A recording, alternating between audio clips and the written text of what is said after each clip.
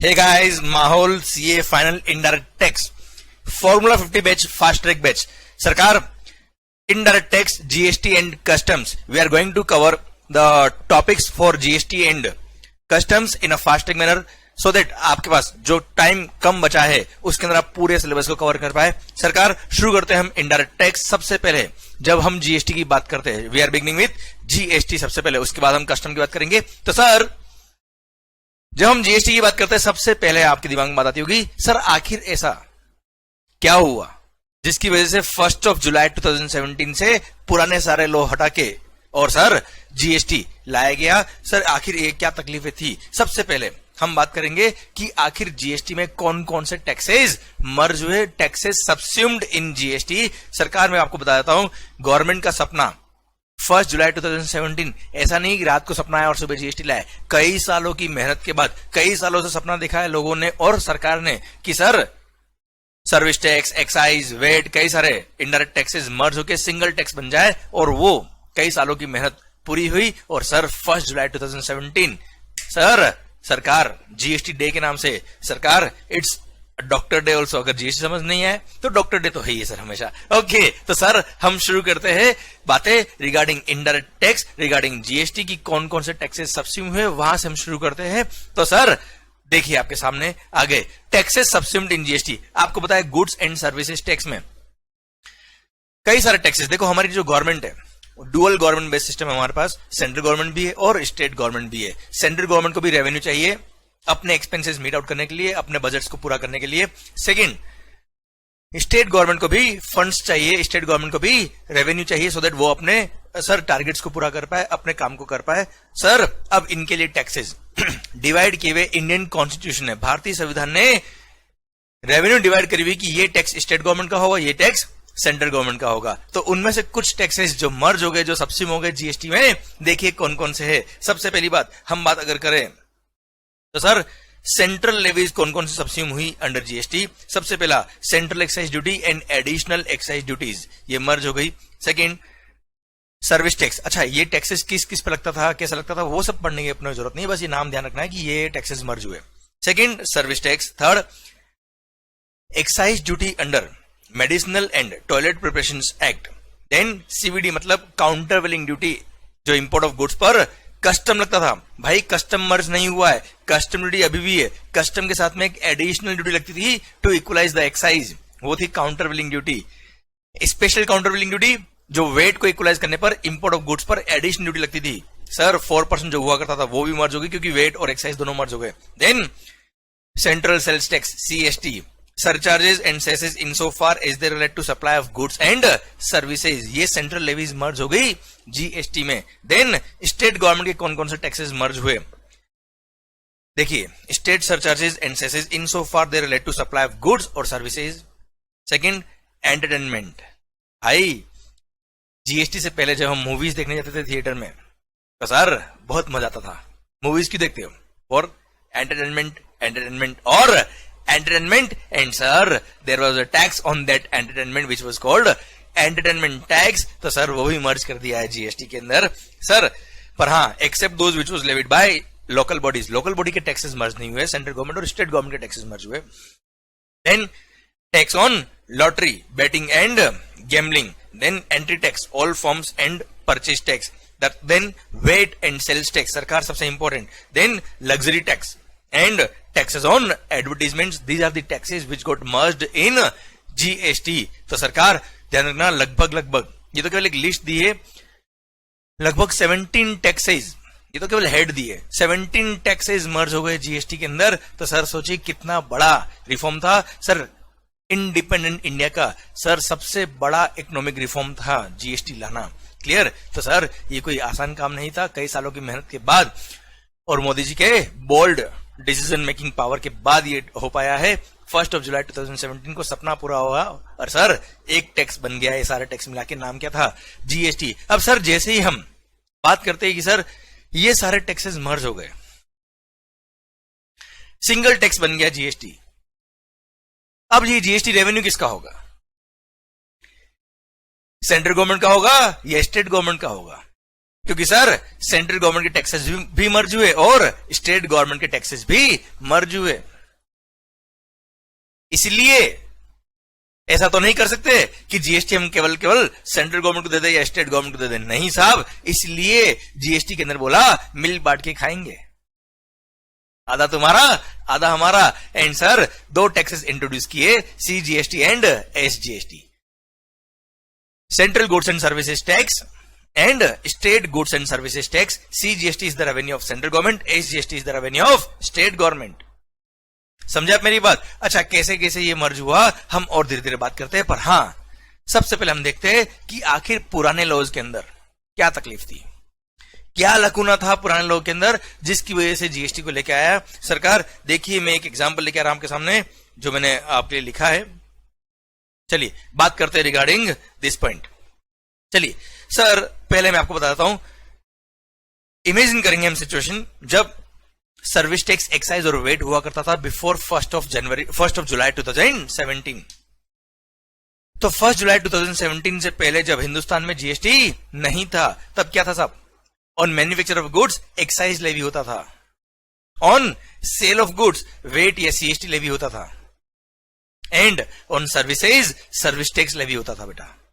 Okay sir, ये मोटा मोटी मेजर जो टैक्सेस थे उसके बारे में बता रहा हूं, जो मेजर रेवेन्यू थी गवर्नमेंट की। I repeat, on manufacture of goods excise levy होता था, on sale of goods VAT levy होता था, and on services service tax levy हुआ करता था। Service tax and excise, central excise duty is the revenue, was the revenue of central government.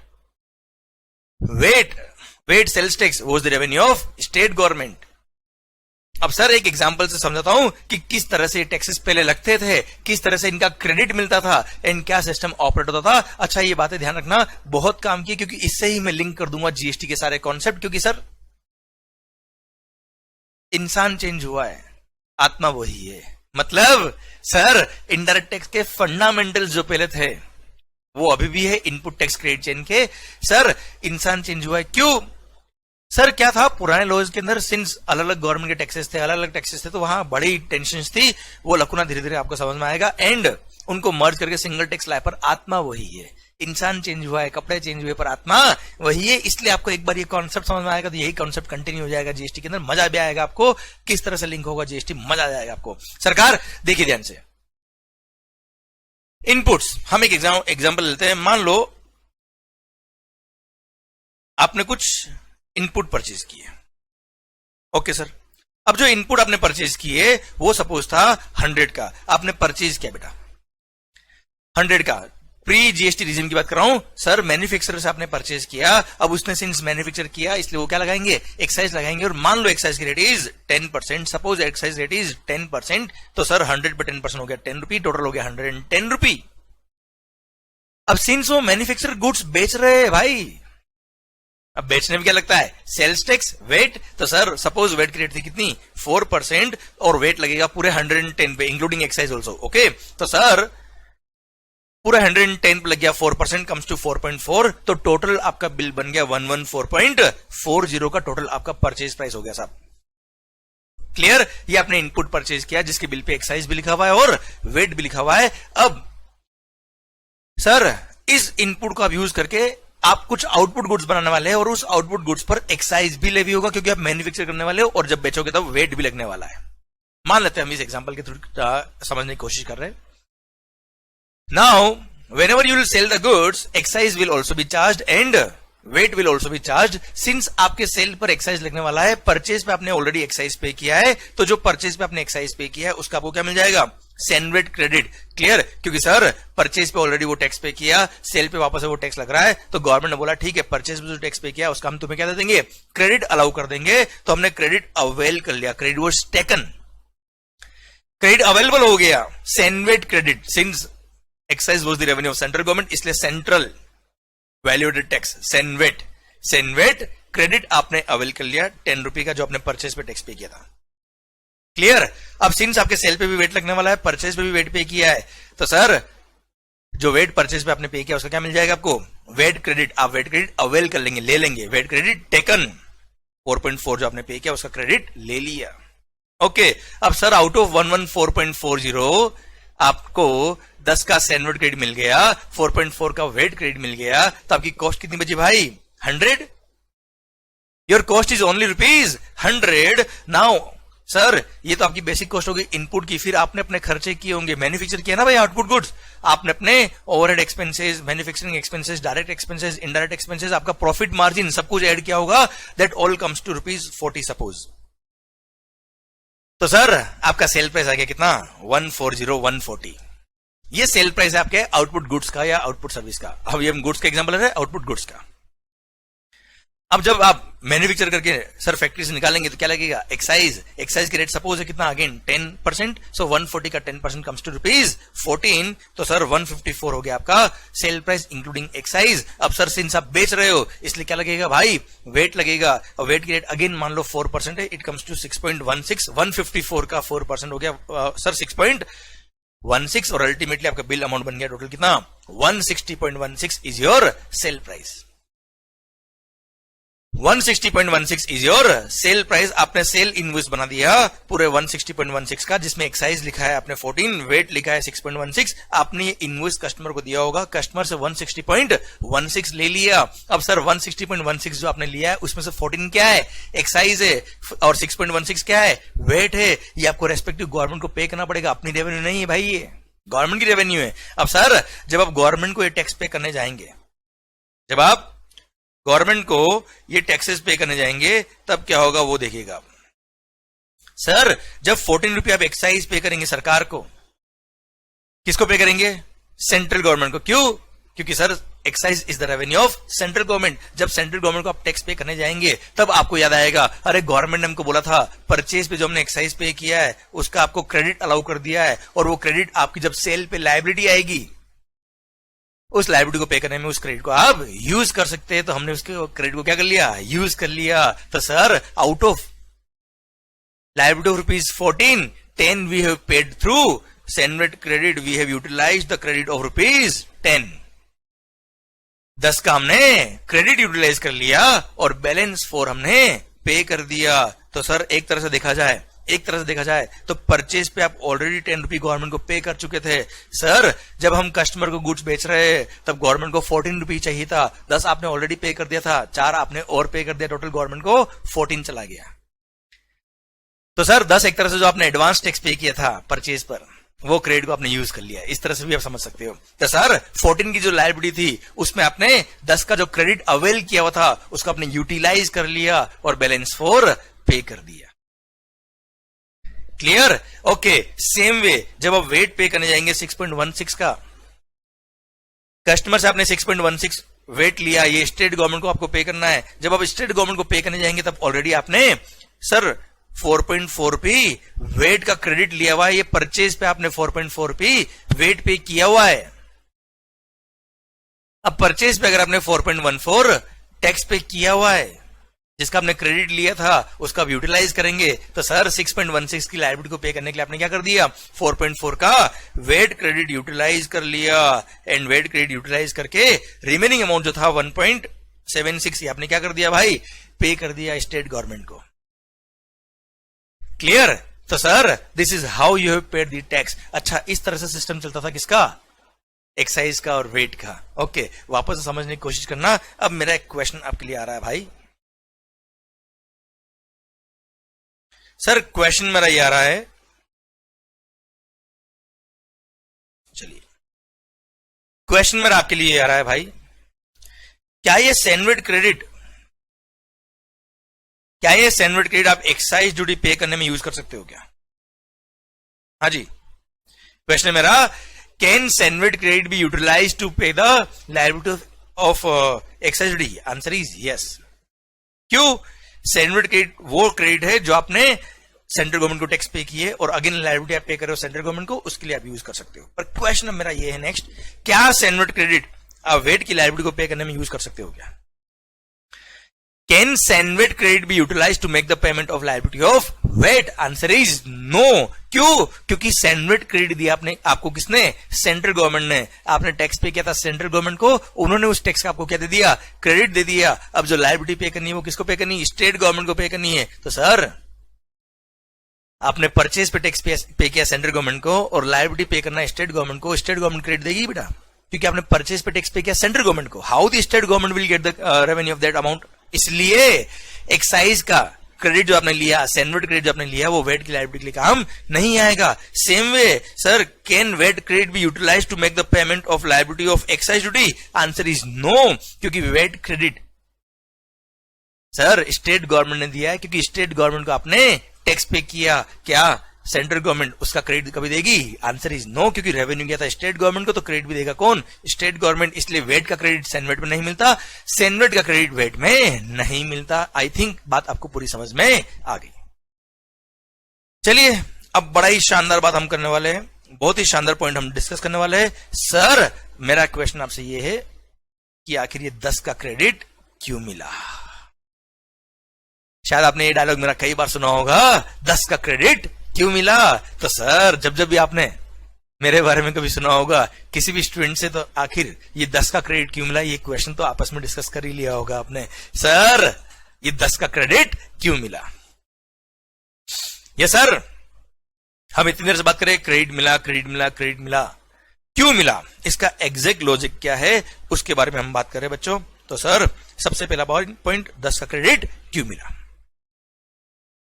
बहुत सारे लोग सोचते हैं क्योंकि सर परचेज पे टैक्स पे किया है इसलिए क्रेडिट मिला है. आंसर सही है पर परफेक्ट नहीं है. सर मैं परफेक्शन के साथ बोलता हूं आपके लिए कि आखिर ये 10 का क्रेडिट क्यों मिला. ये फंडा अगर आपने हर जगह लगा दिया तो जिंदगी जिंगा लाला. ओके सरकार, पॉइंट पर आपसे ये है 10 का क्रेडिट क्यों मिला, क्योंकि हम 140 जब हम बेच रहे हैं गुड्स को, when we are selling the goods, When we are selling the goods, तो 140 पे पूरे पे टैक्स लग रहा है. क्लियर? पूरी सेल प्राइस रुपीज 140 पे टैक्स लग रहा है, which includes 100 on which we have already paid the tax. और वापस से पूरे 140 इंक्लूडिंग 100 पे टैक्स लग रहा है यार. उस 140 में वो 100 भी है जिसपे हम ऑलरेडी टैक्स पे कर चुके हैं, और वापस से पूरे 140 इंक्लूडिंग 100 पे टैक्स लग रहा है. मल्टीपल टैक्स हो जाएगा उस ₹100 पर. अगर क्रेडिट नहीं दिया तो ये 10 रुपए कॉस्ट का पार्ट बन जाएगा, और कॉस्ट का पार्ट बन के अल्टीमेटली ये भी सेल प्राइस का पार्ट बनेगा, और सेल प्राइस वापस अगर टैक्स लगेगा तो टैक्स पे टैक्स लगेगा, which is called cascading effect. इस 100 रुपए पे वापस से टैक्स लगेगा, उसको बोलते हैं मल्टीपल टैक्सेशन. इस 10 रुपए पर जो हम ऑलरेडी एक्साइज का अमाउंट पे कर चुके हैं, ये अगर इसका क्रेडिट नहीं मिलेगा तो ये कॉस्ट का पार्ट बनेगा, कॉस्ट का पार्ट बनेगा तो अल्टीमेटली सेल प्राइस का पार्ट बनेगा, और सेल प्राइस का पार्ट बनेगा तो उस टैक्स पे भी टैक्स लगेगा. This is what is called cascading effect of taxation, tax on tax. So to avoid the multiple tax and cascading effect, 10 का क्रेडिट मिला. आई रिपीट, आखिर ये 10 का क्रेडिट क्यों मिला? क्योंकि सर टैक्स जो लग रहा है वो पूरे 140 पे लग रहा है, विच इंक्लूड्स 100. आप चीजों को याद नहीं करिए, समझिए, एक एक चीज को फील करिए, जिंदगी में मजा आएगा, आपको माहौल बनता जाएगा, and sir you will enjoy the studies. Okay sir मेरा क्वेश्चन आपसे ये, आखिर ये 10 का क्रेडिट क्यों मिला? क्योंकि सर टैक्स जो लग रहा है वो पूरे 140 पे लग रहा है, which includes 100 on which we have already paid the tax, और वापस से पूरे 140 इंक्लूडिंग 100 पर टैक्स लग रहा है. So to avoid the multiple tax and cascading effect, 10 का क्रेडिट मिला. माहौल सरकार अब आंखें बंद. यस सर आप वीडियो क्लास में बैठे हो, इसका मतलब ये नहीं कि मैं आपसे बात नहीं कर रहा हूं, आप मेरे को सुन रहे हो. आप और मैं, आप ध्यान रखिए बेटा, ये वीडियो क्लास चल रही है, पर फिर भी आपको और मेरे को ये सोचना है, आप मेरे सामने बैठे हो और हम सर दोनों साथ में बैठ के पढ़ाई कर रहे हैं, मैं आपको पढ़ा रहा हूं. That's it. भूल जाइए दुनिया को, पूरा ध्यान इधर, माहौल बनना चाहिए. सर ध्यान देना, ये वीडियो क्लास में जो भी स्टूडेंट्स पढ़ाई कर रहे हैं, बच्चों आपसे मेरा एक रिक्वेस्ट है, आप पूरी दुनियादारी छोड़ दीजिए. देखो वीडियो क्लास में जब हम बैठते हैं तब पूरा कंफर्ट के साथ बैठते हैं, पर हाँ मैं आपसे ये रिक्वेस्ट करूंगा, अगर आप पढ़ाई करें तो बिल्कुल आप सिंसियरली पढ़ाई करिए, डिसिप्लिन अपना रखिए, अच्छा से पढ़ाई का पोस्चर अच्छे से बैठ के, और फिर आप पढ़ाई करिए, और पूरा ध्यान इधर. और हाँ सर अगर आपके हाथ में मोबाइल है, अगर आप मोबाइल से वीडियो देख रहे हो तो बात अलग है, अदरवाइज सर आप लैपटॉप से वीडियो देख रहे हो और मोबाइल साथ में चला रखा, आपने व्हाट्सएप देख रहे हो, सोशल मीडिया देख रहे हो, प्लीज इसको दूर रख दीजिए, कंप्लीट साइलेंट मोड पर रख दीजिए, कंप्लीट दूर, मतलब बिल्कुल साइलेंट, वाइब्रेशन मोड भी नहीं होना चाहिए.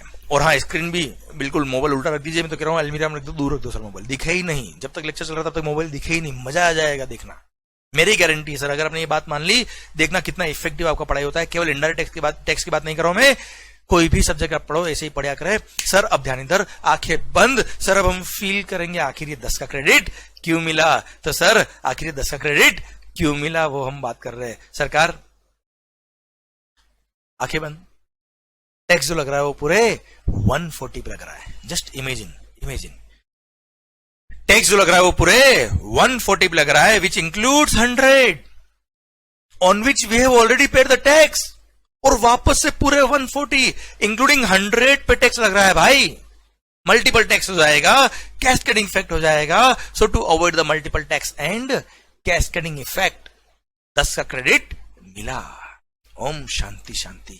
सरकार आंखें खोल सकते हो, देखो ध्यान से। सर 10 का क्रेडिट मिल गया आपको। ओके, अब मेरा क्वेश्चन आपसे वापस आता है कि सर दिल थाम के सुनिएगा क्वेश्चन को, आखिर ये 4.4 का वेट क्रेडिट क्यों मिला। क्वेश्चन क्या है सर? सर अब मेरा क्वेश्चन क्या है, 4.4 का वेट क्रेडिट क्यों मिला। बहुत सारे लोग बोलेंगे sir same is the answer. अरे भाई सेम आंसर होगा पर आपको बोलना है विथ फिगर्स। देखिए ध्यान से, टैक्स लग रहा है वो पूरे, अब वेट क्रेडिट की बात करें 4.4 की, टैक्स लग रहा है वो पूरे 154 पे लग रहा है। टैक्स जो लग रहा है वो पूरे 154 पे लग रहा है, विच इंक्लूड्स 110 जिसपे हम ऑलरेडी वेट पे कर चुके हैं। और वापस से पूरे 154 इंक्लूडिंग 110 पे वेट लग रहा है। So to avoid the multiple tax and cascading effect VAT का क्रेडिट मिला। 4.4 का माहौल। सरकार आई होप बात समझ में आई आपको मेरी। तो आपने अगर नोटिस किया हो तो कॉन्सेप्ट्स आर एब्सोल्युटली सेम। भले वो सेन वेट हो या वेट हो, कॉन्सेप्ट इज एब्सोल्युटली सेम। चलिए सर अगला क्वेश्चन मेरा आ रहा है आपके लिए कि अगर मेरी सेल पर, दिल थाम के सुनिएगा बच्चों, अगर मेरी सेल पर कोई वेट नहीं लगता, चलिए VAT exempted, no VAT is chargeable on my sales, you tell me purchase पे वेट पे किया है, सेल पे वेट नहीं है, क्या मेरे को परचेज पे जो वेट पे किया है 4.4, क्या उसका क्रेडिट मिलना चाहिए? Answer is no. देखो मैं बोल रहा हूं इसलिए याद मत करना, आप बुक्स में लिखा है इसलिए याद मत करना, आपका दिल क्या कहता है। आप मुझे बताओ आखिर सर 10 का क्रेडिट क्यों मिला? क्योंकि आपके 140 पे टैक्स लग रहा है। अगर आपके 140 पे टैक्स लगे ही नहीं, अगर आपकी सेल पे टैक्स एग्जेम्प्ट है, टैक्स लगता ही नहीं है भाई, तो क्या कोई मल्टीपल टैक्स होगा? क्या कोई कैस्केडिंग इफेक्ट होगा? नहीं ना, तो क्रेडिट भी नहीं मिलना चाहिए। तो सर ध्यान रखना, परचेज पे टैक्स पे किया है इसलिए क्रेडिट मिलता है? Answer is no. Sir sale पे टैक्स लग रहा है विच इंक्लूड्स 100, जिसपे हम ऑलरेडी टैक्स पे कर चुके हैं। वो जो परचेज है आपका, वो आपकी सेल प्राइस का पार्ट बन रहा है, और सेल प्राइस पे वापस से टैक्स लग रहा है। परचेज प्राइस पे हम टैक्स ऑलरेडी पे कर चुके हैं, तो सर वापस से मल्टीपल टैक्स होगा, कैस्केडिंग इफेक्ट होगा। So to avoid the multiple tax and cascading effect 10 का क्रेडिट मिला। मतलब अगर आपके सेल पे टैक्स एग्जेम्प्ट है तो आपका दिल क्या कहता है, क्या परचेज पे जो टैक्स पे किया उसका क्रेडिट मिलना चाहिए? Answer is no. Good sir, same way ध्यान दीजिए बेटा, सैंडविच क्रेडिट हो या वेट क्रेडिट हो, कुल मिला के बात यह है कि अगर मान लो मेरी सेल पर कोई टैक्स नहीं है, ना एक्साइज है, ना वेट है, ना कोई टैक्स है, तो क्या परचेज पे जो एक्साइज और वेट पे किया है, क्या उसका सैंडविच क्रेडिट और वेट क्रेडिट मिलना चाहिए? Answer is no. Answer is no. Okay sir, अब मेरा पॉइंट आपसे यह है कि मान लो मेरी सेल पे एक्साइज है पर वेट नहीं है। अच्छा ये मत समझना सर कहां पढ़ा रहे हो आप, तो एक्साइज और वेट में चले गए, अभी तो हम जीएसटी पढ़ने वाले। अरे भाई ये लिंक होगा, 2 मिनट भी लगेंगे और सर जीएसटी समझ में आ जाएगा आपको। पहले इनको समझिए आप। सर अगर मेरी सेल पर एक्साइज लगता है पर वेट नहीं लगता, मान लो सर एक्साइज लगता है पर वेट एग्जेम्प्टेड है, तो सर ऐसे केस में अगर मैंने परचेज पे एक्साइज पे किया तो यस उसका सैंडविच क्रेडिट मिल जाएगा, पर वेट पे किया तो उसका क्रेडिट नहीं मिलेगा। I hope you got the point. Same way अगर मेरी सेल पर एक्साइज एग्जम्प्ट मान लो, पर वेट लगता है, परचेज पे एक्साइज और वेट दोनों पे किया है, तो मुझे सेनवेट क्रेडिट नहीं मिलेगा, पर मुझे वेट का क्रेडिट मिल जाएगा, क्योंकि आपको और मेरे को पूरा समझ में आ गया कि आखिर ये 10 का क्रेडिट क्यों मिला, आखिर ये 4.4 का वेट क्रेडिट क्यों मिला। I hope you got the entire point. अच्छा, मेरी सेल पे दोनों ही टैक्स लगते हैं, दोनों का क्रेडिट मिलेगा। मेरी सेल पे कोई टैक्स नहीं लगता तो कोई क्रेडिट नहीं मिलेगा। शायद बात आपको पूरी एकदम एग्जैक्टली समझ में आ गई सर। ओके, चलिए अगले पड़ाव की तरफ बढ़ते हैं। अब हम मान लो सर्विस टैक्स की हम बात कर लेते हैं। सर्विस टैक्स सर्विसेज पे लगता था and service tax was the revenue of central government. अब सर सर्विस टैक्स हो या सेंट्रल एक्साइज ड्यूटी हो, दोनों रेवेन्यू किसका है? सेंट्रल गवर्नमेंट का है। तो सर अब दोनों ही टैक्स हम पे कर रहे हैं सेंट्रल गवर्नमेंट को, तो क्रेडिट भी कौन देगा? सेंट्रल गवर्नमेंट देगा। इसलिए आपने परचेज पर सर्विस टैक्स पे किया हो या एक्साइज पे किया हो, दोनों का सेनवर्ड क्रेडिट मिलता है और दोनों का सेनवर्ड क्रेडिट आप दोनों के लिए यूटिलाइज कर सकते थे। मतलब आपकी सेल पर सर्विस टैक्स लगे या आपकी सेल पर एक्साइज लगे, कोई दिक्कत नहीं है। सर आपकी सेल्स गुड्स की हो, आपकी सेल्स सर्विसेज की हो, उस पे एक्साइज की लायबिलिटी आए या सर्विस टैक्स की लायबिलिटी आए, परचेज पे अगर आपने एक्साइज पे किया या सर्विस टैक्स पे किया, दोनों को एक ही अकाउंट में डालेंगे, उसका नाम होगा सेनवेट क्रेडिट। एंड वो credit can be utilised for payment of liability of इधर एक्साइज और सर्विस टैक्स और बोथ। कोई दिक्कत नहीं सर, क्योंकि दोनों टैक्स किसको पे किया आपने? सेंट्रल गवर्नमेंट को पे किए। क्लियर? वेट पे किया था आपने स्टेट गवर्नमेंट को, इसलिए उसका क्रेडिट अलग मिलता है साहब, उसका क्रेडिट लिंक नहीं है सेनवेट क्रेडिट से। ओके, तो सर सर्विस टैक्स हो या एक्साइज हो, दोनों के नाम केवल अलग थे, बाकी सेनवेट क्रेडिट पर्पस के लिए दोनों टैक्स एक ही है, ये मान लीजिए आप। Okay clear? तो यहां तक पिक्चर आपकी क्लियर है। तो परचेज पे एक्साइज पे किया हो या सेनवेट क्रेडिट पे किया हो, सर दोनों का क्या मिलेगा? सेनवेट क्रेडिट एक ही अकाउंट में जाएगा। सेनवेट क्रेडिट अकाउंट में लायबिलिटी भली एक्साइज की हो या सर्विस टैक्स की हो, उस सेनवेट क्रेडिट को हम क्या करेंगे? यूटिलाइज करेंगे और रिमेनिंग अमाउंट हम पे कर देंगे भाई। ओके, अब सर क्वेश्चन आता है अगला, दिल थाम के सुनिएगा, स्टेप बाय स्टेप आगे हम बढ़ रहे हैं। अच्छा भाई सर ध्यान दीजिएगा, जो आपने सेनवेट क्रेडिट और वेट क्रेडिट पढ़ा है, जो आपने एक्साइज और वेट पढ़ा है, वही तो सीजीएसटी और एसजीएसटी है सर। कहां चेंज हुआ फंडा? समझे सर? पहले भी रेवेन्यू सेंट्रल गवर्नमेंट और स्टेट गवर्नमेंट दोनों को जाती थी, अभी भी दोनों को जाएगी सर। जो सेंट्रल गवर्नमेंट के टैक्सेस थे सर उनको भी मर्ज किया, स्टेट गवर्नमेंट के टैक्सेस थे उनको भी मर्ज किया, इसलिए जीएसटी में दो टैक्स लगा है, सीजीएसटी और एसजीएसटी। तो सर जो हम देख रहे हैं यहां पर, सर सीजीएसटी और एसजीएसटी हो जाएगा एक तरह से, समझ लीजिए आप। अच्छा, सीजीएसटी किसको पे किया होगा? सेंट्रल गवर्नमेंट को। एसजीएसटी किसको पे किया होगा? स्टेट गवर्नमेंट को। सेंट्रल गवर्नमेंट का क्रेडिट सेंट्रल गवर्नमेंट देगी, स्टेट गवर्नमेंट का क्रेडिट स्टेट गवर्नमेंट देगी, इसलिए सीजीएसटी का क्रेडिट कभी भी एसजीएसटी में काम नहीं आता और एसजीएसटी का क्रेडिट कभी भी सीजीएसटी में काम नहीं आता। क्लियर? समझे मेरी बात? इसलिए फंडामेंटल सुनिए, सीजीएसटी एसजीएसटी, जीएसटी से मैं इतना अच्छा सा लिंक कर दूंगा, मजा आ जाएगा आपको सर। ओके सर, चलिए अब मैं बात करता हूं प्री जीएसटी रिजिम में ये क्रेडिट का सिस्टम आपको समझ में आ गया। अब मैं अगली स्टेप की तरफ बढ़ता हूं कि आखिर ये क्रेडिट जो मिलता था उसमें तकलीफ तो आपको यहां दिख नहीं रही है, तो सर क्या तकलीफ थी जिसकी वजह से जीएसटी इतना डेस्परेटली रिक्वायर्ड था हिंदुस्तान के अंदर? तो सुनिए, हम प्री जीएसटी रिजिम की एक सिचुएशन को इमेजिन करते हैं, मजा आएगा जिंदगी में। सर सबसे पहली बात, if you are a manufacturer, 3 sector है भाई, manufacturing sector, trading sector and service sector. If you are a manufacturer, if we are a manufacturer, तो ऐसे केस में जब हम गुड्स मैन्युफैक्चर करेंगे और मैन्युफैक्चर करके बेचेंगे तो एक्साइज भी लगने वाला है और वेट भी लगने वाला है। अब सुनिएगा ध्यान से, मेरी सेल पर एक्साइज की लायबिलिटी भी है और वेट की लायबिलिटी भी है। परचेज जब मैं करूंगा, भले वो इनपुट परचेज करूं, कैपिटल गुड्स परचेज करूं या इनपुट सर्विसेज परचेज करूं, मैं सर मैं अपने बिजनेस के लिए भले सर्विसेज परचेज कर रहा हूं, मशीनरी वगैरह कैपिटल गुड्स परचेज कर रहा हूं या कोई रॉ मटेरियल या इनपुट वगैरह परचेज कर रहा हूं, तो ऐसे केस में उनके परचेज पे मैंने जो एक्साइज पे किया होगा या मैंने सर्विसेज पे सर्विस टैक्स पे किया होगा, सिंस मेरी सेल पे वापस से एक्साइज लगने वाला है, इसलिए मुझे उन परचेज पे जो एक्साइज पे किया या सर्विस टैक्स पे किया उसका क्या मिल जाएगा? CENVAT credit. सेम वे जब मैंने परचेज पर वेट पे किया होगा, जब मैंने गुड्स परचेज करी होगी, कैपिटल गुड्स परचेज किया होगा, उनके परचेज पे मैंने वेट पे किया होगा स्टेट गवर्नमेंट को, सेल पे अगेन क्या लगने वाला है? वेट लगने वाला है, तो मुझे उस परचेज पे जो वेट पे किया उसका क्या मिल जाएगा? वेट क्रेडिट मिल जाएगा साहब। तो सर मैंने परचेज पे भले एक्साइज पे किया हो, सर्विस टैक्स पे किया हो या वेट पे किया हो, मेरे को तीनों का क्या मिलने वाला है? क्रेडिट मिलने वाला है। वेट का वेट क्रेडिट मिल जाएगा, एक्साइज सर्विस टैक्स का सेनवेट क्रेडिट मिल जाएगा। कोई तकलीफ नहीं, कोई दिक्कत नहीं, माहौल के साथ। ओके सर, तो मैन्युफैक्चरिंग सेक्टर में देखा जाए तो बहुत मेजर इश्यूज नहीं थे। अब धीरे धीरे समझ में आएंगे बात आपको, आगे और बढ़ते हैं।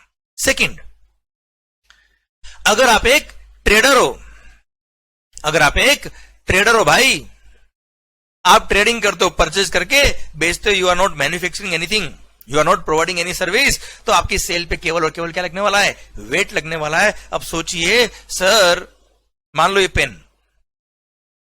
पेन मैंने क्या किया? परचेज किया और बेच रहा हूं। I am a trader of this pens. अब जब मैंने ये पेन परचेज किए होंगे, अब मान लो ये पेन मैंने डायरेक्ट मैन्युफैक्चरर से परचेज किए, परचेज पे क्या पे किया होगा? एक्साइज भी पे किया होगा, परचेज पे वेट मैंने वेट भी पे किया होगा। अब परचेज पे एक्साइज भी पे किया, परचेज पे वेट भी पे किया, पर सेल ऑफ गुड्स पर केवल और केवल क्या लगने वाला है? वेट लगने वाला, क्योंकि मैंने मैन्युफैक्चर नहीं किया है। I am not providing any service, I am not manufacturing any goods. अब सेल पे केवल वेट लगने वाला है। परचेज पे मैंने एक्साइज भी पे किया, वेट भी पे किया। सरकार आप मुझे बताइए, जब मेरी सेल पे एक्साइज है ही नहीं, मेरी सेल पे कोई सर्विस टैक्स नहीं है, तो परचेज पे अगर एक्साइज पे किया या सर्विस टैक्स पे किया, क्या किसी का कोई क्रेडिट मिलने वाला है? Answer is no. हाँ, उन गुड्स के परचेज पे जो वेट पे किया उसका मुझे वेट क्रेडिट मिल जाएगा, उसमें कोई डाउट नहीं है, उसमें कोई दिक्कत नहीं है। परचेज पे वेट पे किया, उसका वेट क्रेडिट मिल जाएगा। सेल पे वेट की लायबिलिटी है, उसके लिए यूज कर लूंगा, दैट्स इट। पर मेजर पार्ट इज परचेज पे जो एक्साइज पे किया वो पूरा मेरी कॉस्ट का पार्ट बनने वाला है। सोचो आई एम अ ट्रेडर, मैंने मार्केटिंग सर्विसेज लिया आपसे। अरे जमाना है डिजिटल मार्केटिंग का, एडवर्टीजमेंट्स का। सर मैंने मार्केटिंग सर्विसेज ली आपसे, मैंने एडवर्टीजमेंट करवाया आपसे, मैंने कंसल्टेंसी ली आपसे, सर मैंने ऑडिट कराया आपसे, मैंने अकाउंटिंग कराई आपसे। इन सब के परचेज, इन सब सर्विसेज में मैंने क्या पे किया होगा? डेफिनेटली सर्विस टैक्स पे किया होगा। अब मैंने परचेज ऑफ सर्विसेज पे क्या पे किया भाई? सर्विस टैक्स पे किया। सर अब सर्विस टैक्स जो पे किया है, ये पे किया सेंट्रल गवर्नमेंट को, मेरी सेल पे लायबिलिटी है किसकी? वेट की। सर मुझे उस सर्विस टैक्स का 1 रुपए का भी क्रेडिट नहीं मिलने वाला। समझे आप? तो सर ये जो ट्रेडर है, इसने जो भी टैक्स पे किया सेंट्रल गवर्नमेंट को, वो तो हमेशा इसके दिल में दुखेंगे कि सर इतने सारे टैक्सेस पे किए और 1 रुपए का भी क्रेडिट नहीं मिल रहा। वो उसकी अल्टीमेटली कॉस्ट का पार्ट बन जाता था। इसलिए नॉर्मली ट्रेडर क्या करता था, जब कंसल्टेंसी का बिल लेता था, तब सर्विस सप्लायर को क्या बोलेगा? भाई भले तुम्हारा बिल 10 लाख का है, पर एक काम करना, बिल 2 लाख का ही बनाना, बाकी 8 लाख में कैश में दे दूंगा, 2 नंबर में दे दूंगा आपको मैं। बिल कम का बनाना। क्यों? क्योंकि अगर 10 लाख का बिल बनाएंगे पूरा और उस पे पूरे पे लग जाएगा सर्विस टैक्स, तो पूरा उसकी कॉस्ट का पार्ट बनने वाला है। 1 रुपए का भी क्रेडिट नहीं मिलेगा उस परचेज पे जो सर्विस टैक्स पे किया उसका। पर अगर उसने 2 लाख का ही बिल लिया, तो 2 लाख पे जो सर्विस टैक्स पे किया उतना ही उसका लॉस हुआ, बाकी 8 लाख के सर्विस टैक्स का उसका लॉस बच गया। तो सर इस तरह से अंडर बिलिंग के लिए वो हमेशा मोटिवेट करता था सप्लायर को। क्लियर? ये दुख थे, क्योंकि उसको कोई क्रेडिट नहीं मिलने वाला, सीधा उसकी कॉस्ट का पार्ट बनने वाला है। सर थर्ड सेक्टर आप देखिए। अच्छा एक और बात, वेट के अंदर ट्रेडिंग के केस में सर ट्रेडर्स को जो गुड्स उन्होंने परचेज करके बेचा है, उनके परचेज पे जो वेट पे किया उसी का क्रेडिट मिलता था। कई सारे स्टेट गवर्नमेंट ने तो सर कैपिटल गुड्स पे जो वेट पे किया होता उसका क्रेडिट अलाउ ही नहीं किया होता। कुछ ने अलाउ किया था 50% फर्स्ट स्टेज में, 50% नेक्स्ट स्टेज में, मतलब तकलीफें थी।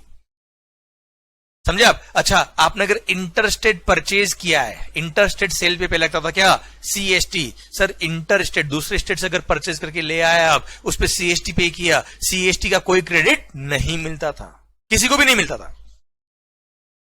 मतलब आपने इंटरस्टेट परचेज कर लिया तो जितना आपने सीएसटी पे किया वो पूरी आपकी कॉस्ट का ही पार्ट है। इतना बड़ा दुख था पहले वाले लोगों के अंदर। और देखिए आप, इसलिए सर दूसरे स्टेट से परचेज करने में लोग सोचते थे कि हम परचेज करें कि नहीं करें interstate.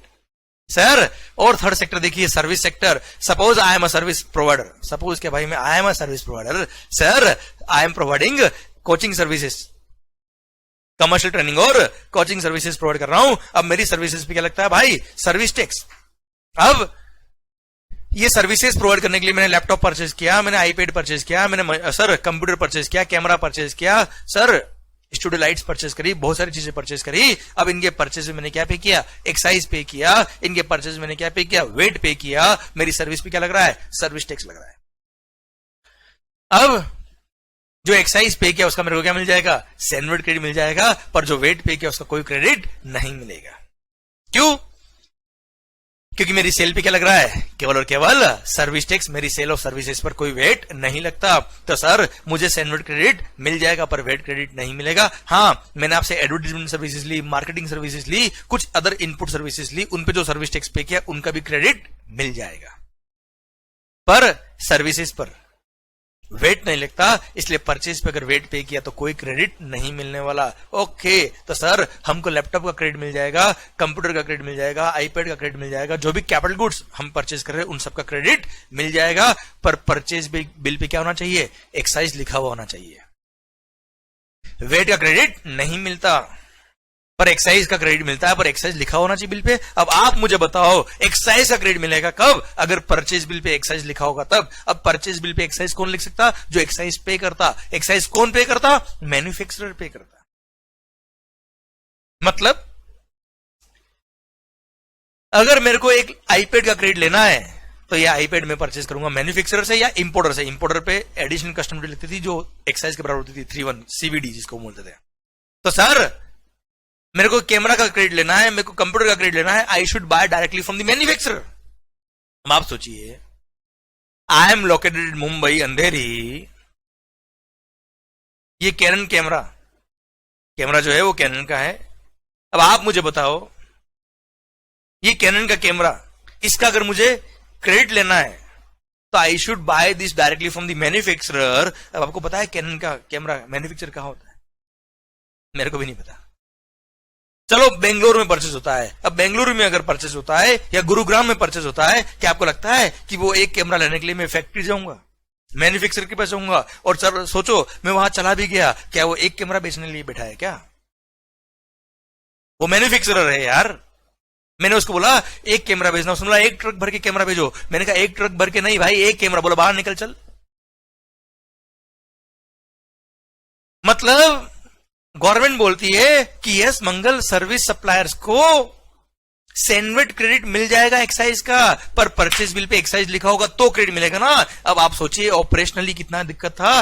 Purchase bill pay excise कौन लिख सकता है, मैन्युफैक्चरर। मतलब मेरे को डायरेक्टली मैन्युफैक्चरर से परचेज करना होगा। अब क्या मैं मैन्युफैक्चरर से परचेज करने जाऊंगा?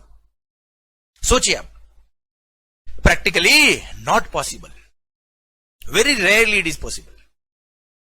अब तो सोचिए आप, मेरे को एक कैमरा परचेज करना है, लैपटॉप परचेज करना है, सर म्यूजिक सिस्टम परचेज करना है, साउंड सिस्टम परचेज करना है, माइक परचेज करना है, किससे परचेज करूंगा? सर मेरे क्लासेस के पास में, मेरे ऑफिस के पास में जो नियर बाय शोरूम होगा,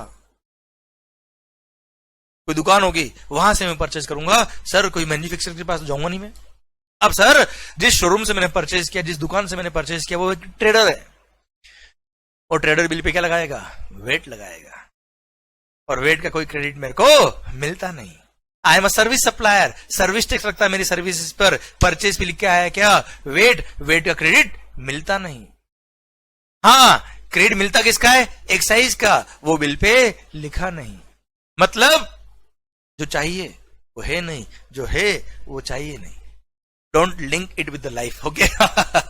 जिंदगी से लिंक मत करा सर। हाँ सर, दिल की बात कह दी सर, हमको जिंदगी में जो चाहिए वो है नहीं सर, और जो है वो चाहिए नहीं। ओए ओए, मेरे को देख के ऐसे मत बोलो सर। मेरा पॉइंट आपसे ये है कि जिंदगी ऐसी थी पहले प्री जीएसटी रिजिम में कि सर सर्विस सप्लायर, मैं खुद की बात कर रहा हूं सर, पिछले 12 सालों से पढ़ रहा हूं और सर सबको पढ़ रहा हूं 10 का क्रेडिट क्यों मिला, 10 का क्रेडिट क्यों मिला, पर प्रैक्टिकली मेरे को खुद को भी क्रेडिट नहीं मिल पा रहा था। क्यों? क्योंकि bill pay, purchase bill pay excise लिखा होना चाहिए, वो होता नहीं था। बिल पे होता था वेट, जिसका क्रेडिट मेरे को मिलना नहीं था। तो सर सोचिए आप, अब सर्विस सप्लायर का दिल कितना दुखेगा। वो हमेशा जो गुड्स परचेज करेगा, सप्लायर को क्या बोलेगा, बिल मत ले भाई, टैक्स माफ कर दे, मेरे को बिल नहीं चाहिए, चल कैश में पेमेंट कर देता हूं। हाँ है ना सर। इस वजह से ये जो विदाउट टैक्स के ट्रांजेक्शन थे, जो कैश के ट्रांजेक्शन थे, तो सर बहुत होते थे। इस वजह से कारण ये क्या, input tax credit chain smooth नहीं थी sir, credit pass on properly नहीं हो पा रहा था। इसलिए there was a need of a system,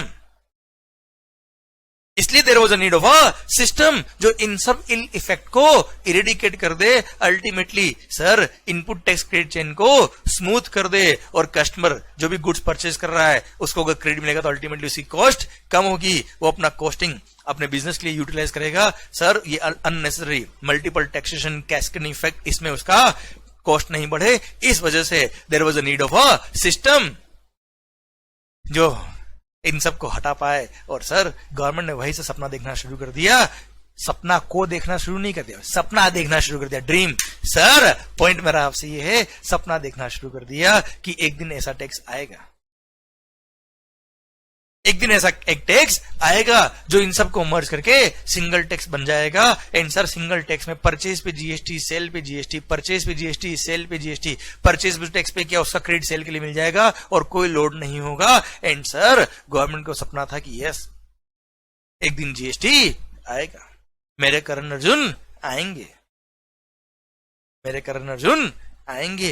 and sir ले आया, मोदी जी ले आए, जीएसटी को ले आए 1 जुलाई 2017 से।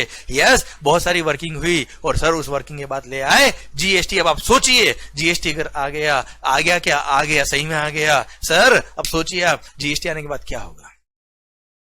मैं मैन्युफैक्चरर हूं, ट्रेडर हूं या सर्विस सप्लायर हूं, सर सेल पे क्या लगाऊंगा, GST.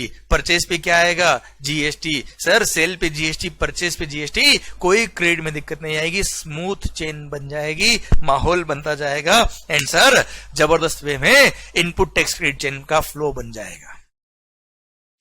This was the dream behind GST. अब आपको इतनी जो खुशी हो रही है, एग्जैक्टली यही खुशी मुझे भी हुई और देश की जनता को भी हुई जिस दिन जीएसटी इंट्रोड्यूस हुआ। पर हाँ कुछ हर्डल्स थी, इसके अंदर कुछ सिस्टम्स की जरूरत थी। अब आप सोचिए सर जीएसटी अगर ले आएंगे तो जीएसटी किसका रेवेन्यू होगा, सेंट्रल गवर्नमेंट का होगा या स्टेट गवर्नमेंट का होगा। सिंस हमारी जो गवर्नमेंट है वो डुअल गवर्नमेंट बेस्ड सिस्टम है हमारा, इसलिए डुअल जीएसटी मॉडल इंट्रोड्यूस किया जीएसटी के अंदर, CGST and SGST. 50% central government का, 50% स्टेट गवर्नमेंट का सीजीएसटी और एसजीएसटी इंट्रोड्यूस कर दिया। तो सर हर परचेज पर सीजीएसटी लगेगा, साथ में एसजीएसटी भी लगेगा, और जितना सीजीएसटी लगेगा उतना ही एसजीएसटी लगेगा, इक्वल टैक्स।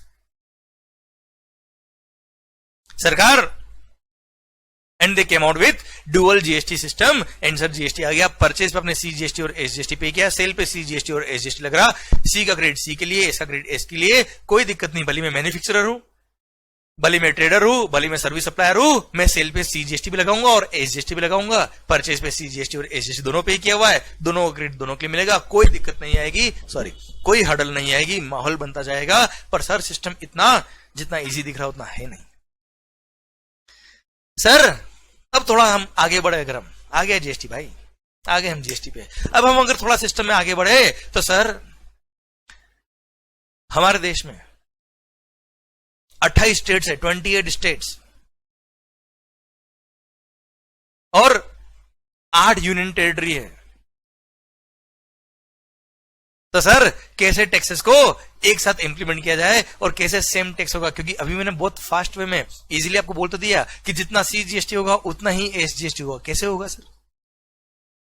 सर सारी स्टेट गवर्नमेंट माननी चाहिए, पर सर केवल मानने से बात नहीं चलेगा, सारी स्टेट गवर्नमेंट को अपना अपना एसजीएसटी एक्ट पास करना पड़ेगा। जैसे महाराष्ट्र में अगर है तो Maharashtra state GST act, Gujarat GST act, Rajasthan GST act, Madhya Pradesh GST act, Delhi सरकार, हर स्टेट का अलग अलग जीएसटी एक्ट पास हुआ है। सेंट्रल गवर्नमेंट का सीजीएसटी एक्ट अलग से पास हुआ है, हाँ है ना। अब क्वेश्चन मेरा आपसे आता है कि अगर सारी स्टेट के एक्ट अलग होंगे, सेंट्रल गवर्नमेंट का एक्ट अलग होगा, तो सर नो डाउट सीजीएसटी और एसजीएसटी आ गया, पर हर स्टेट गवर्नमेंट ने अगर अगेन अपने अपने हिसाब से अगर एसजीएसटी एक्ट बना दिया तो लौट के बुद्धू घर को आए, वन नेशन वन टैक्स तो हो नहीं पाएगा। हर स्टेट में जिस तरह से प्री जीएसटी वेट लॉज हर स्टेट वाइज अलग अलग वेट लॉ थे, सेम वे जीएसटी आने के बाद भी हर स्टेट के अंदर स्टेट लॉ एसजीएसटी एक्ट अगर अलग अलग हो गए तो जो मेजर बेनिफिट मिलना चाहिए था, one nation one tax one market, वो हो ना पाएगा। इसलिए सरकार ने डिसाइड किया कि सर जो सीजीएसटी एक्ट में होगा वही एसजीएसटी एक्ट में लिखा होगा। मतलब ये भी बोल सकते हो आप, जो एसजीएसटी एक्ट में लिखा होगा वही सीजीएसटी एक्ट में भी लिखा होगा। मतलब एब्सोल्युटली सेम एक्ट होना चाहिए। सेंट्रल गवर्नमेंट सीजीएसटी एक्ट पास करेगी और स्टेट गवर्नमेंट, रेस्पेक्टिव सारी स्टेट गवर्नमेंट्स वही सेम एसजीएसटी एक्ट पास करेगी। बस जहां जहां सेंट्रल गवर्नमेंट लिखा वहां वहां स्टेट गवर्नमेंट लिखा होगा। पर how is it possible? How it is possible? सोचिए आप। सर सेंट्रल गवर्नमेंट में अभी बीजेपी की सरकार है, चलो किसी स्टेट में कांग्रेस की सरकार हुई या किसी और पार्टी की सरकार हुई, वो क्यों मानेगी सेंट्रल गवर्नमेंट की बात? या सर आज मान लो वेस्ट बंगाल, ममता दीदी, उनका अगर मान लो कोई डिस्प्यूट है सेंट्रल गवर्नमेंट से, वो क्या करेंगे? एसजीएसटी एक्ट में कुछ अमेंडमेंट कर देंगे। और जैसे अभी मैंने बताया आपको कि एसजीएसटी एक्ट में अगर कोई अमेंडमेंट हुआ, कोई चेंज हुआ, तो सारे एक्ट सेम होने चाहिए। इसलिए वो चेंज फिर बाय फोर्स सेंट्रल गवर्नमेंट को भी करना पड़ेगा। और सेंट्रल गवर्नमेंट को अगर चेंज करना पड़ा तो सारी स्टेट गवर्नमेंट को भी चेंज करना पड़ेगा। सर मतलब फिर तो रोज ये जीएसटी खेलेंगे। सर तुम हमको परेशान करो, हम तुमको परेशान करें, आप और हम सब परेशान रहे, मस्त रहे जिंदगी। ऐसा सोचिए आप। इसलिए अगर हर स्टेट गवर्नमेंट का एसजीएसटी एक्ट अलग हो गया, सीजीएसटी एक्ट अलग हो गया, कितनी तकलीफ होने वाली है। इसलिए सबने बोला नहीं नहीं नहीं नहीं, एक्ट तो सब में सेम होगा। नो डाउट हर स्टेट गवर्नमेंट का एक्ट स्टेट गवर्नमेंट पास करेगी, सेंट्रल गवर्नमेंट का एक्ट सेंट्रल गवर्नमेंट पास करेगी, पर एक्ट सेम होगा। ये सेम कौन बनाएगा? झगड़े तो रोज हो जाएंगे सर। इसलिए सबने मिलकर एक काउंसिल बनाई जिसका नाम क्या था? GST council.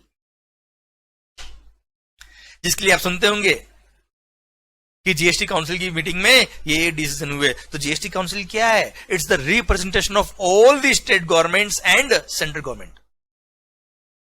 जीएसटी काउंसिल के अंदर क्या है साहब? सेंट्रल गवर्नमेंट के मेंबर्स भी है और हर स्टेट गवर्नमेंट के रिप्रेजेंटेटिव भी है। सर जिसके चेयरमैन है यूनियन फाइनेंस मिनिस्टर, जो भी सेंट्रल गवर्नमेंट के फाइनेंस मिनिस्टर है वो इसके चेयरमैन रहेंगे। सर अब सर सारी सेंट्रल गवर्नमेंट, सारी स्टेट गवर्नमेंट्स और सेंट्रल गवर्नमेंट ने मिलके एक काउंसिल बनाई जिसका नाम क्या रखा? GST council. अब ये जीएसटी काउंसिल क्या करने वाली है? सर जीएसटी काउंसिल अगर पूरे जीएसटी एक्ट में कोई भी चेंज करना है तो पहले काउंसिल उसको अप्रूव करेगी। जीएसटी काउंसिल की मीटिंग में वो डिस्कस होगा, फिर वो अप्रूवल देगी एंड जीएसटी काउंसिल क्या करेगी? अपनी रिकमेंडेशन भेजेगी सारी स्टेट गवर्नमेंट्स को और सेंट्रल गवर्नमेंट को। और जो रिकमेंडेशन दिया है जीएसटी काउंसिल ने, वही अमेंडमेंट सारे स्टेट गवर्नमेंट अपने अपने रेस्पेक्टिव एसजीएसटी एक्ट में करेगी। और वही अमेंडमेंट या चेंजेस सर सेंट्रल गवर्नमेंट भी करेगी, एक साथ करेगी। और सर जीएसटी काउंसिल की बात माननी पड़ेगी, क्योंकि जीएसटी काउंसिल का मतलब क्या हो गया? सारी स्टेट गवर्नमेंट ने एग्री किया है और सेंट्रल गवर्नमेंट ने भी एग्री किया है। जीएसटी काउंसिल ने बोला है मतलब सर सारे स्टेट भी एग्री है, सारे और सेंट्रल गवर्नमेंट भी एग्री है, तब जाके जीएसटी काउंसिल रिकमेंडेशन देगा। और वो कंपलसरी है कि सारे एक्ट में अमेंडमेंट साथ में करना पड़ेगा। तो जीएसटी काउंसिल ही एक ऐसी काउंसिल है जिसने सारी स्टेट गवर्नमेंट और सेंट्रल गवर्नमेंट को साथ में लेकर एक्ट बनाया है, साथ में लेकर सर एक्ट को इंप्लीमेंट करवाया है। और अगर कोई अमेंडमेंट करना है, कोई चेंजेस करने, तो वो जीएसटी काउंसिल के थ्रू ही होंगे। इसलिए जहां जहां आप सीजीएसटी एक्ट पढ़ेंगे या एसजीएसटी एक्ट पढ़ेंगे, जहां जहां गवर्नमेंट को पावर दिया हुआ है कुछ चेंजेस करने का, वहां लिखा है on the recommendation of the GST council. जैसे किसी गुड्स पर एग्जिबिशन देना है, सर्विसेज पे एग्जिबिशन देना है, तो वहां लिखा है on the recommendation of the GST council government can give the exhibition. On the recommendation of the GST Council, government can decide what is the rate of tax. Sir जहां जहां amendment करने के पावर गवर्नमेंट को है, वहां वहां on the recommendation the GST council लिखा है। भले आप सीजीएसटी एक्ट पढ़ लीजिए सर, एसजीएसटी एक्ट पढ़ लो या आईजीएसटी एक्ट पढ़ लो सर। समझा मेरी बात? तो sir this is how GST council का एक बहुत बड़ा रोल है इस जीएसटी के इंप्लीमेंटेशन में और इसके कंसिस्टेंसी में। सर समझा मेरी बात? इसलिए सर जीएसटी काउंसिल बोलेगी तो अमेंडमेंट होंगे, और अमेंडमेंट होंगे तो सारे एसजीएसटी एक्ट में प्लस सेंट्रल गवर्नमेंट में साथ में होंगे। सरकार आई होप आपको मेरी बात समझ में आ गई। क्लियर? समझा मेरी बात? ओके चलिए एक और बात मैं आपसे शेयर करता हूं मस्त वाली। सर देखना ध्यान से यार। सर अभी हमने बात करी कि सारी स्टेट गवर्नमेंट के एक्ट अलग अलग है, सेंट्रल गवर्नमेंट का एक्ट अलग है। सर तो टोटल जीएसटी में एक्ट कितने बन गए वो समझना आप ध्यान से। सर एक तो बन गया सीजीएसटी एक्ट,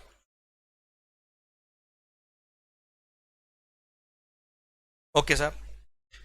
हमारे हिंदुस्तान में 28 स्टेट्स है, तो एसजीएसटी एक्ट बन गए 28 स्टेट्स के हिसाब से 28 स्टेट एक्ट बन गए सर, प्लस 8 यूनियन टेरिटरी है बेटा।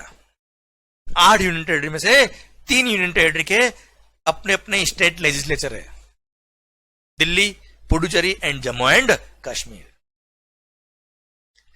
सर 8 यूनियन टेरिटरी में से 3 union territory Delhi, Jammu and Kashmir and Puducherry, इन तीनों का अपना अपना स्टेट लेजिस्लेचर है। आपने सुना होगा दिल्ली आम आदमी पार्टी की सरकार, जम्मू एंड कश्मीर अलग से गवर्नमेंट है। तो sir Delhi, Puducherry and Jammu and Kashmir, ये तीनों का अपना अपना स्टेट लेजिस्लेचर है, इसलिए इन तीनों का अपना अपना एसजीएसटी एक्ट भी अलग से है। इसलिए टोटल 31 एसजीएसटी एक्ट बन गए सर। कितने? 31 एसजीएसटी एक्ट्स।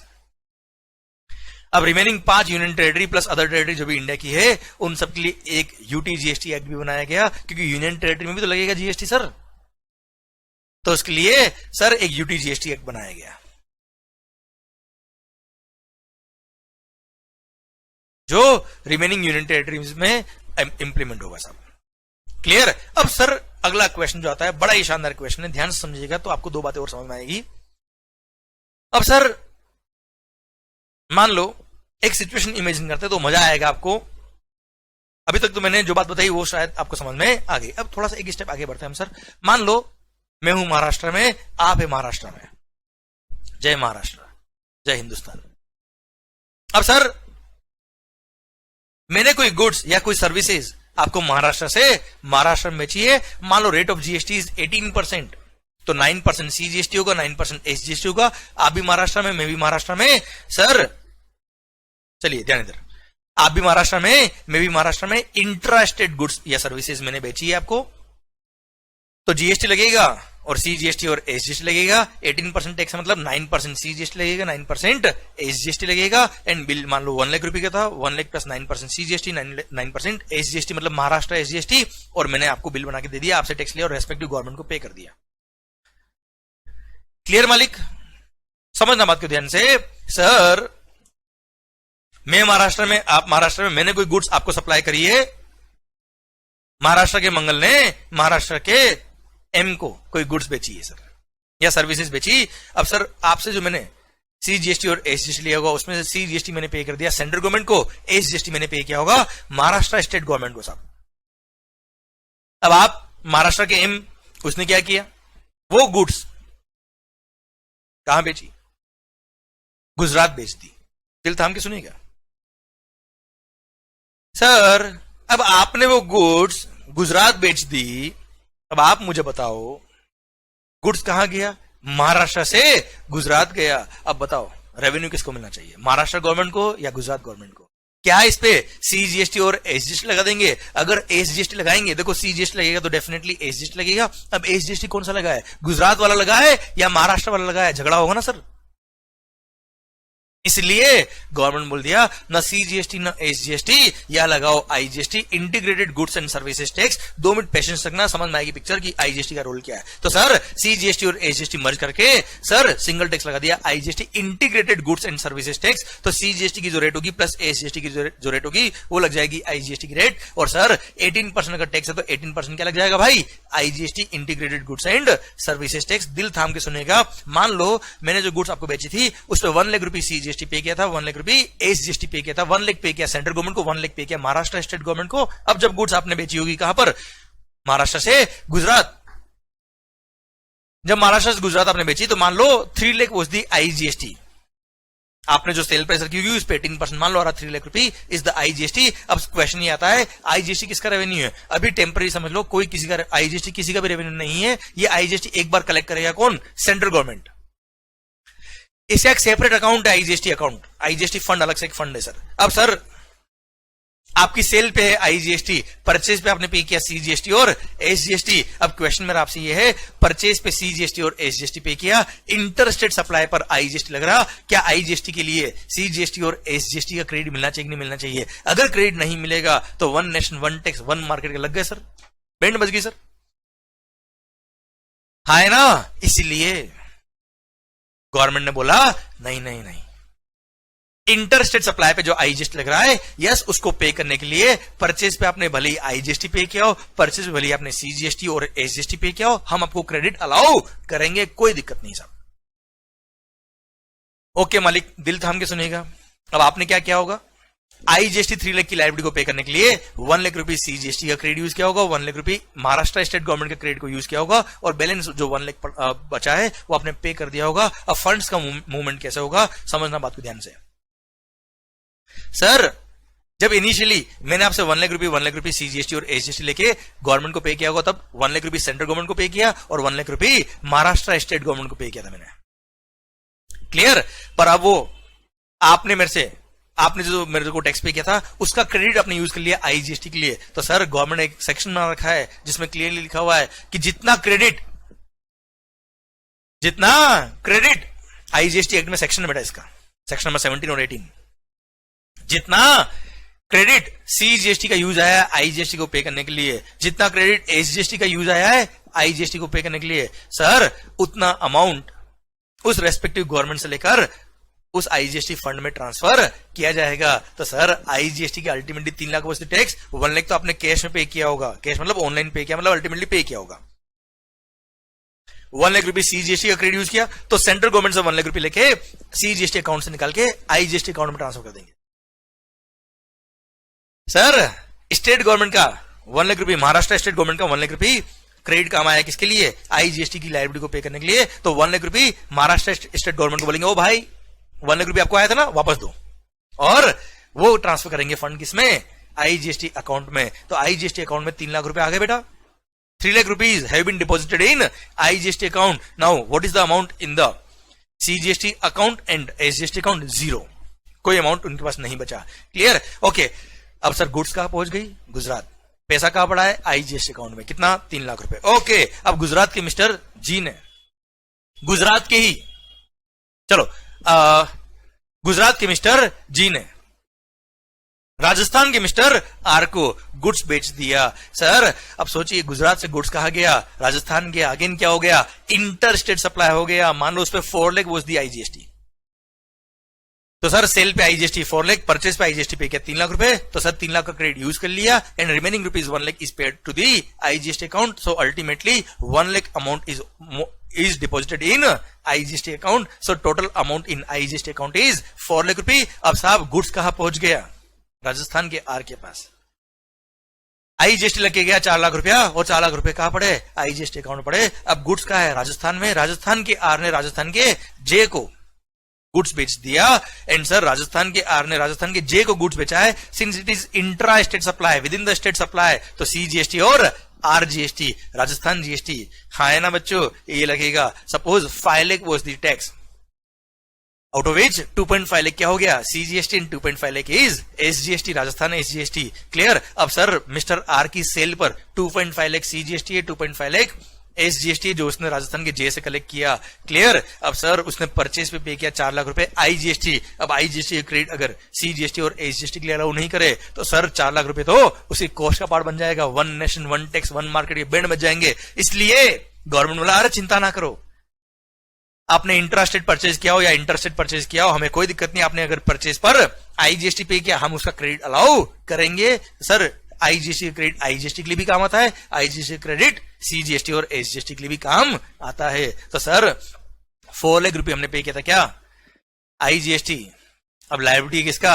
सीजीएसटी और एसजीएसटी का। कोई दिक्कत नहीं सर। सर 2 लाख रुपए आपने पे किया था क्या? सॉरी 4 लाख रुपए पे किया था आपने आईजीएसटी, 2.5 लाख सीजीएसटी की लायबिलिटी, 2.5 लाख एसजीएसटी की लायबिलिटी है। आप चाहे तो 2 लाख रुपए सीजीएसटी में क्रेडिट यूज कर लीजिए आईजीएसटी का, और 2 लाख रुपए एसजीएसटी में यूज कर लो, कोई फर्क नहीं पड़ रहा। 2 लाख यूज किया, रिमेनिंग 50,000 आपकी लायबिलिटी बच गई सीजीएसटी और एसजीएसटी रेस्पेक्टिवली। आपने 50,000 रुपए गवर्नमेंट को कैश जमा करा दिया, सेंट्रल गवर्नमेंट को 50,000 और state government Rajasthan state government को 50,000। क्लियर? अब सर या फिर आप चाहे तो क्रेडिट को पूरा 2.5 लाख पहले यूज कर लो सीजीएसटी में, और फिर रिमेनिंग 1.5 लाख यूज कर लो एसजीएसटी में, और 1 लाख रुपए आप पे कर दो एसजीएसटी। कोई फर्क नहीं पड़ रहा।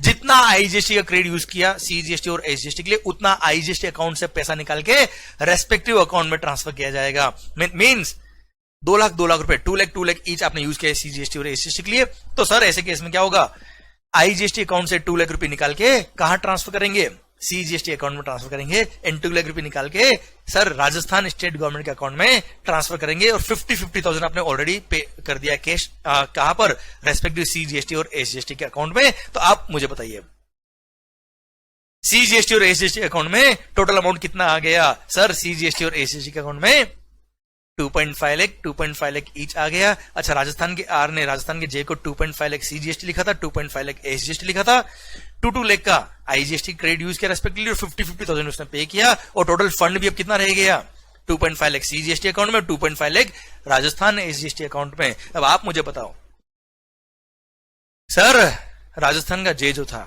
वो मान लो था एंड कंज्यूमर, उसने वो गुड्स अपने पर्सनल यूज में काम ली, वो कोई बिजनेस के लिए यूज नहीं कर रहा। अब आप मुझे बताओ, चेन खत्म, clear, he is the end consumer, आगे कोई क्रेडिट मिल नहीं रहा, आगे कोई क्रेडिट ले नहीं रहा, खत्म। अब आप मुझे बताओ रेवेन्यू किसके पास रह गई, 2.5 लाख, अल्टीमेटली इन गुड्स पे 5 लाख रुपए का टैक्स कलेक्ट हुआ, out of that rupees 5 lakh, 2.5 lakh is given to the central government and 2.5 lakh is given to the state government, but which state government, Rajasthan state government. अच्छा, 50% सीजीएसटी का था सेंट्रल गवर्नमेंट का, वो तो गया, कोई दिक्कत नहीं, 50% सेंट्रल गवर्नमेंट को वैसे ही मिलना था। मेरा क्वेश्चन आपसे ये है, जो रिमेनिंग 50% था एसजीएसटी वाला, वो कौन सी स्टेट गवर्नमेंट को मिला मेरे दोस्त, गुड्स मैन्युफैक्चर का हुआ महाराष्ट्र, उसको कुछ नहीं मिला, वहां से निकल के आईजीएसटी में गया था। गुड्स गया गुजरात में, उनको कुछ नहीं मिला। गुड्स गया कहां, राजस्थान में, जहां पे गुड्स कंज्यूम हुआ, जो गुड्स का अल्टीमेट डेस्टिनी था।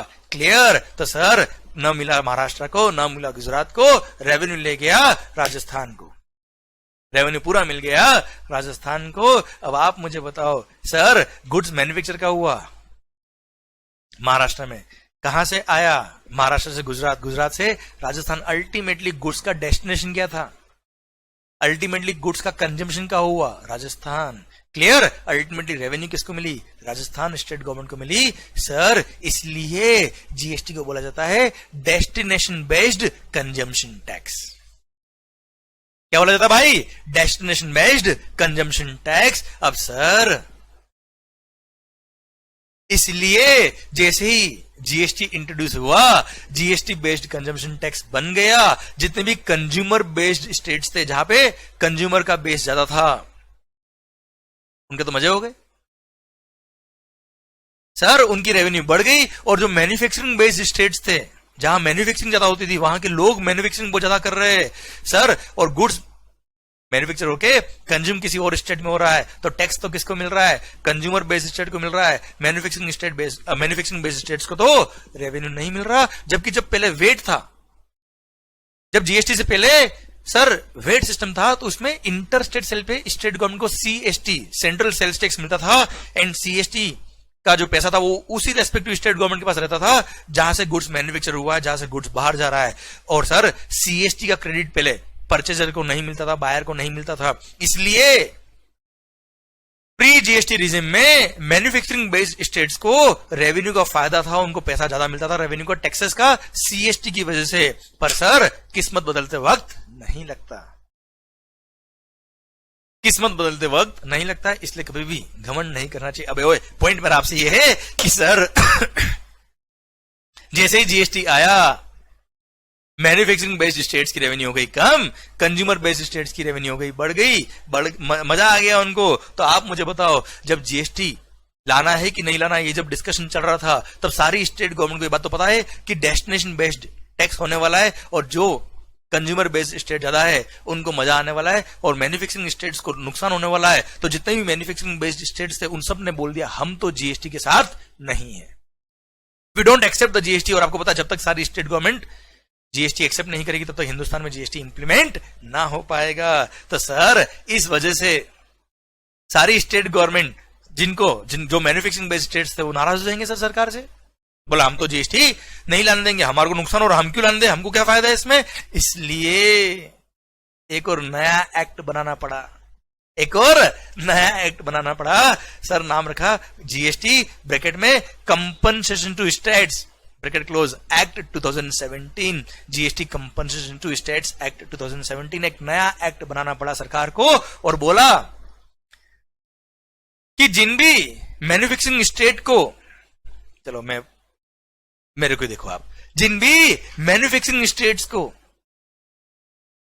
जीएसटी इंट्रोड्यूस होने के बाद अगर लॉस होता है, किसी भी स्टेट को अगर जीएसटी इंट्रोड्यूस होने के बाद रेवेन्यू का लॉस होता है, उनकी वेट की रेवेन्यू जो थी उसको कंपेयर करेंगे जीएसटी की रेवेन्यू से, अगर वो कम हुई तो जितना कम हुआ उसको हम कंपनसेट करेंगे। कंपनसेट करेंगे तो सर पैसा कहां से आएगा? तो सर कुछ गुड्स जो आप खाते हो ना बेटा, tobacco, cigarettes, pan masala, gutkha sir aerated waters and motor vehicles जो हम यूज करते हैं, सर इन पे एक एडिशनल टैक्स लगाया गया जिसका नाम था क्या? GST compensation cess.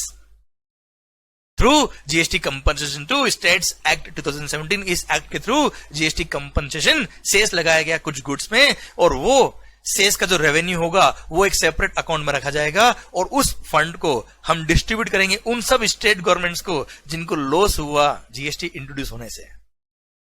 No doubt ये एक्ट हमारे कोर्स में नहीं, पर थोड़ा सा मैं आपको ब्रीफ दे देता हूं इसका। इसमें क्या किया, 2015-16 जो फाइनेंशियल ईयर था, 2015-16 जो फाइनेंशियल ईयर था, उसमें जो हर स्टेट गवर्नमेंट का वेट का रेवेन्यू था, सेल्स टैक्स का जो रेवेन्यू था, उसको एक बेस अमाउंट रख लिया गया कि this is the base revenue, कि इतना हर स्टेट गवर्नमेंट का वेट का रेवेन्यू है। अब सर अगले 5 साल तक हम हर साल देखेंगे कि आपका जीएसटी का, एसजीएसटी का रेवेन्यू कितना हुआ। अगर आपका एसजीएसटी का रेवेन्यू कम हो गया तो जितना अमाउंट कम हुआ उतना हम आपको कंपनसेट करेंगे उस फंड से, उतना अमाउंट उस रेस्पेक्टिव स्टेट गवर्नमेंट को दे दिया जाएगा। पर गवर्नमेंट ने बोला भाई इन्फ्लेशन को कंसिडर करेगा, सबकी सैलरी बढ़ती, सबकी रेवेन्यू बढ़ती, हमारा भी तो बढ़ना चाहिए। तो सर 14% एक रेवेन्यू इंक्रीजिंग फैक्टर रखा गया कि 2015-16 का एक बेस रेवेन्यू मान लो 1000 करोड़ था किसी एक स्टेट का, हर साल इसको 14% से मल्टीप्लाई करके इंक्रीज कर देंगे, फिर नेक्स्ट ईयर उसका 14% और बढ़ा देंगे, मतलब क्यूमुलेटिव बढ़ता जाएगा। एंड सर उस रेस्पेक्टिव ईयर की रेवेन्यू को कंपेयर करेंगे किससे? एसजीएसटी की रेवेन्यू से। अब एसजीएसटी का जो रेवेन्यू रहा होगा वो 14% ऐड करने के बाद जो रेवेन्यू बनता है, सर अगर ज्यादा था, अगर एसजीएसटी का एक्चुअल रेवेन्यू ज्यादा था तो कुछ नहीं करेंगे, ऐसा नहीं कि वापस ले लेंगे, ऐसा नहीं करेंगे।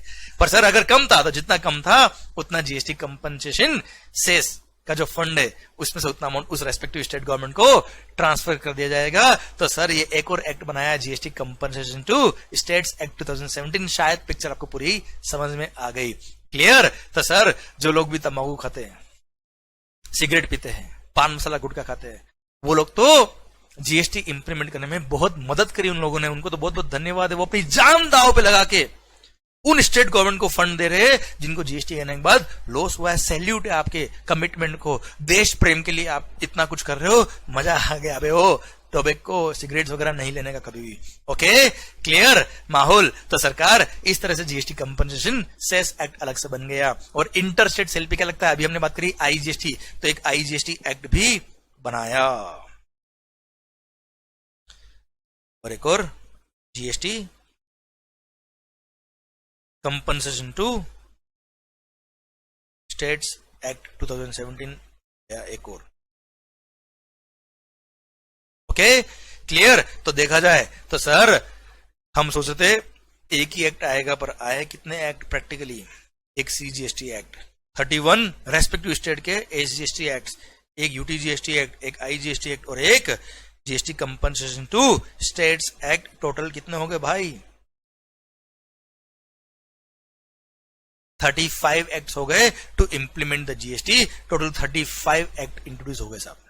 आई होप बात आपको समझ में आ रही है, क्लियर? पर हाँ, as far as our syllabus is concern, आपको 35 एक्ट देख के डरना नहीं है। हमारे सिलेबस की अगर हम बात करें तो हमारे सिलेबस में सीजीएसटी एक्ट आता है और आईजीएसटी एक्ट आता है, बस। पर हाँ, जस्ट नॉलेज के लिए बता रहा हूं मैं आपको कि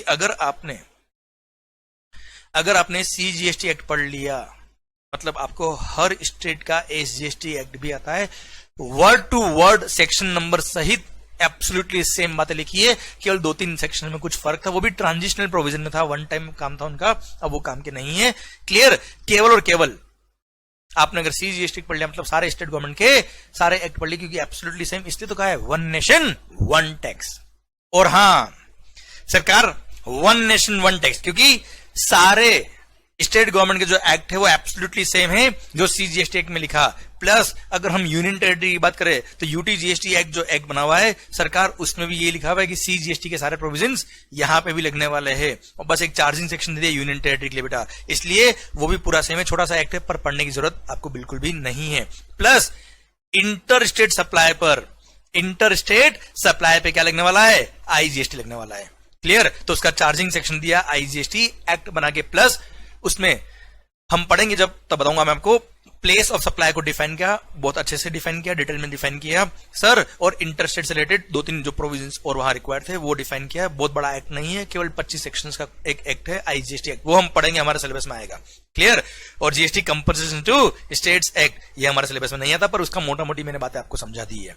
क्लियर? तो अगर आपने एक सीजीएसटी एक्ट पढ़ लिया और एक आईजीएसटी एक्ट पढ़ लिया तो समझ लो लगभग सारे एक्ट आपको आ गए। इसलिए वन नेशन वन टैक्स, और हाँ वन मार्केट क्यों बोलते बताता हूं मैं आपको, क्योंकि पहले क्या था, हर स्टेट गवर्नमेंट के अलग अलग एक्ट थे, वेट लॉज, और वहां पे हर स्टेट गवर्नमेंट ने अपने अपने हिसाब से वेट की रेट लगाई हुई थी। पर अब जीएसटी आने के बाद जो सीजीएसटी की रेट है वही हर स्टेट की एसजीएसटी की रेट है। प्लस पहले इंटर स्टेट परचेज करने पे सीएसटी लगता था, सेंट्रल सेल्स टैक्स, जिसका परचेजर को, बायर को कोई इनपुट टैक्स क्रेडिट, कोई क्रेडिट नहीं मिलता था।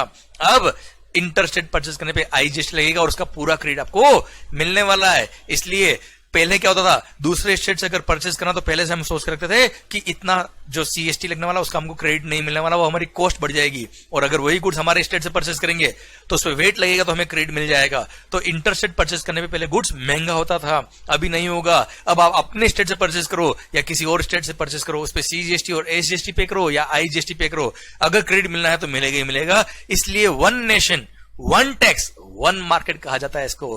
क्लियर? आई होप आपको बात पूरी समझ में आई कि सर किस तरह से जीएसटी आया, क्यों जीएसटी आया, कितने एक्ट जीएसटी में बन गए। शायद पूरी बातें आपको समझ में आ गई। माहौल भारत माता की जय। तो सर ये था आपका इंट्रो रिगार्डिंग जीएसटी, किस तरह से जीएसटी आया। क्लियर? अब हम अगले लेक्चर से शुरू करेंगे जीएसटी एक्ट। क्लियर? तो सर जीएसटी के technical provisions will be beginning with the next session, next lecture. तो सर शायद आपको समझ में आया कि आखिर ये 10 का क्रेडिट क्यों मिला। ओके, एक और बात, डेली बेसिस पे हम लोग क्या करेंगे, जो भी मैंने यहाँ पे स्क्रीन पे लिखा है, please have a click of those slides after the end of the lecture. हम सारे जो स्लाइड्स है उसको एक फोटो खींच लेंगे, सो दैट आप अपनी वर्कबुक में, अपनी नोटबुक में आप उसको नोट कर पाए। क्लियर? और ड्यूरिंग द लेक्चर जब हम बात करें तब आप और मैं केवल बात करेंगे। क्लियर? आप मेरे को कंसंट्रेशन से सुनोगे सो दैट आपको सारे टॉपिक अच्छे से यहां समझ में आ जाए और टाइम आपका वेस्ट नहीं हो। ओके, तो चलो सर अभी मैं सबसे पहले शुरू करता हूं कि किन किन स्लाइड्स को आपको कॉपी करना है, जो भी मैंने लिखा है उसके रिगार्डिंग। सर सबसे पहला टैक्सेस सब्सिडी इन जीएसटी, ये तो आपको आपकी बुक में मिल जाएगा, कोई दिक्कत नहीं है। क्लियर? तो आपको ये कॉपी करने की जरूरत नहीं है। क्लियर? सर ये बड़ा इंपॉर्टेंट है, बहुत ही शानदार कॉन्सेप्ट है कि आखिर ये 10 का क्रेडिट क्यों मिला। क्लियर? आपको चाहिए तो सर आप अगर मेरे चेहरे से नफरत करते तो ये लो साहब, हट गए हम सामने से आपके, कर लो copy. Okay, you can have a click of the slide. आप प्लीज फोटो खींच लीजिए सो दैट आपका टाइम कम लगे क्लासेस में, और आप अपना पोर्शन जो है, ये जो मैं लिखवा रहा हूं, ये आप जरूर आफ्टर द लेक्चर इसको कॉपी जरूर करना बेटा नोटबुक में। माहौल, चलिए ये भी कॉपी कर लो, आपको ध्यान रहेगा बेटा। डन? चलिए, माहौल के साथ ऑल द बेस्ट, ऐसे ही पढ़ते रहिए, मन लगा के चीजों को समझते रहिए। ओके, मिलते हैं नेक्स्ट लेक्चर में। थैंक यू सो मच माहौल, थैंक यू।